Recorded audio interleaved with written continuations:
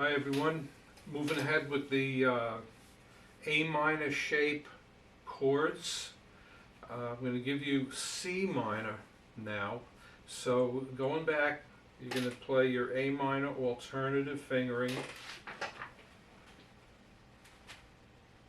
Okay, just like that.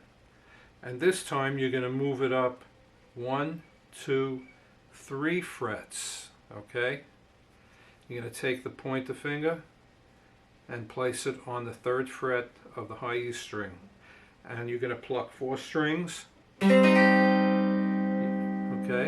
You're going to pluck the D string, the G string, the B string, and the high E. So you're going to have this.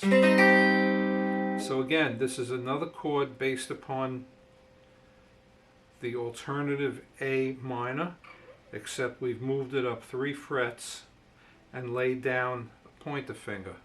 And